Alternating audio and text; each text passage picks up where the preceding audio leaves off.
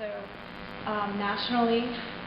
It was one of the draws for me to come to Los Angeles. I wanted to be here to see the works that they have in their holdings, and also I've heard so much about them as an advocate of experimental film. It's an important place for them within our department because we have a relationship with some of the historical pioneers and practitioners of experimental film and also experimental media making. So this is an important event in the sense that we used to have John Whitney, part of our faculty here, among Saul Bass, which you can see that there's some real relationships between the design world in that aspect, but also in the cinematic world. So it's my pleasure to introduce Jeremy Schwartz as the curator this evening, and he'll talk a little bit about the program. There's going to be roughly once every 6 weeks an event like this will happen, so please, this is the first of all the events, so you have the privilege of being one of the few to be able to spread the word. So the more people you bring, the more people to know about this. It would be beneficial not only to the Design Media Arts Department and the graduate students who are sponsoring it, but also for experimental film at large. Being next to a very powerful film area, this is always the other voice on some level. So you being here in some ways is a very political gesture, and so I really appreciate your efforts. So thank you, and Jeremy. Thank you. So as she said, this is the first of our salon screening series, so I really hope you enjoy it, and I hope you come back again and again. Let's see. So the purpose of the salon is to expose UCLA students and the community at large to this kind of abstract experimental work that it is a little bit inaccessible. It's kind of difficult to see, and to expose both the historical artists and the contemporary artists. And we're very fortunate to have a couple of the artists here with us tonight. So as we get into the screening, I hope they will join the conversation and tell us more about their work. The majority of the works we're showing tonight are made and will be projected digitally. We are projecting 3 pieces on film, and those are Flesh Flows, Object Conversation, and Come Closer. So yeah. And so a little bit about the Iota Center. The Iota Center is a nonprofit organization dedicated to inspiring and connecting artists working in abstract and experimental cinema. We do this through screenings, fostering research, distribution, and preservation. Some of the films we'll be watching tonight have been preserved by the Iota Center as well, so they're the best that are out there. We maintain a study center and a library in Culver City, and I would invite you to call us up, make an appointment, and come out and see us sometime.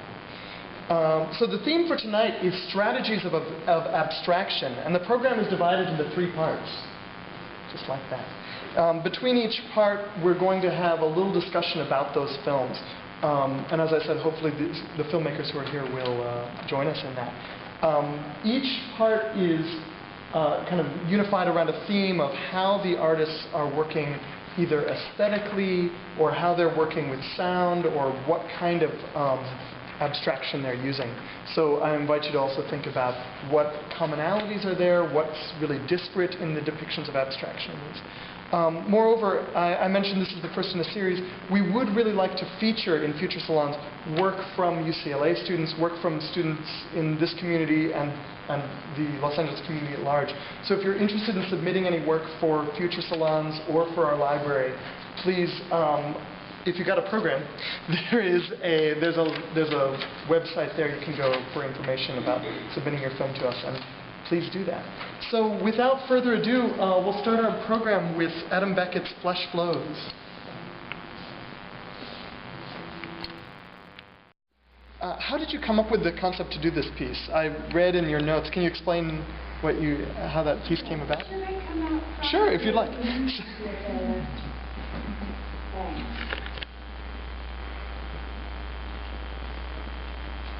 Well, it's hard to say it in 2 easy sentences, but I am fascinated by contemporary theoretical physics. It sounds terrible, but superstrings, quantum mechanics, that's my lead there. And so because I'm so interested in this stuff, I do a lot of reading in it. And one of my most favorite books of all time is something that you guys may have read, The Elegant Universe by Brian Greene. Yes, yes, it's wonderful book, and I highly recommend it. It does deal with quantum mechanics, superstrings, all that stuff, but he explains it so clearly that even a dummy like me can understand it. It's really great. And at one point, he is talking about before the Big Bang, you know, heard all about the Big Bang. Apparently, before the Big Bang, the universe was, how many dimensions is it supposed to have? 11 dimensions. But then the Big Bang comes and splits it up. And we've got our 4, that is 3 spatial and 1 temporal dimension. And the other one gets peeled off, and it becomes a 6-dimensional universe that's curled up into a really tiny space. And they call these the Calabi-Yau spaces. And they're still very, very mysterious, even to physicists and mathematicians. But Brian Greene, bless his heart, he tried to draw one. There is actually a graphic in there of what one of these 6-dimensional Calabi-Yau spaces might look like. And I'm looking at it and I'm thinking, you know, that looks a lot like what I've been making on my computer. So I thought, well, why not try to, you know, investigate multi-dimensional space. So I took 3 objects that we are familiar with. Sorry about that.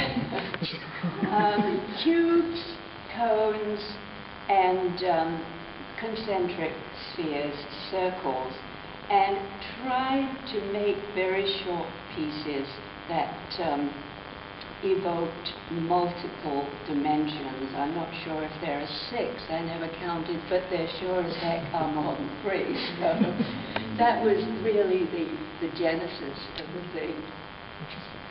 Did anyone get that impression from it, watching the film, that there were dimensions you weren't seeing? Anybody have any thoughts on it? Good nodding. Could I say one other thing, please? Just, I don't know if you're familiar with Brian Evans' work. Brian Evans does a lot of what he calls, well, he does visual music, and he uses a concept called time slices, which I sort of stole from him. And instead of just taking keyframes and making a sound from each keyframe, you make a lot of these and overlap them so that as the program samples the graphic, it's the same thing as the music moving along in time. So you get more of a feeling of the forward motion of the music. And as Brian does, I just did very short pieces. His are always 2 minutes and 15 seconds. And then made this long time slice thing and derived the music from that using Metasynth. I don't know if you're acquainted with Metasynth, but in Metasynth, which is such fun, you take a graphic, import graphic, and it's a music program, a sound processing program, and you import your graphic, and if it's time slice one, it's very long and skinny horizontally. Then you say, okay, computer, make a sound that is generated from this. And that's how the sound was generated. And it works with color. Let's see. The left is red. That's very political. And green is white. And blue is ignored. That's sort of the background color. But that's how you get your stereo diffusion, is from the colors. And the pitch, of course, comes from where the pixels are on the XY plane. So according to how you map it, and of course there are many different mappings, you can come up with a number of different sounds for each graphic that you have. So it's a lot of fun to play with.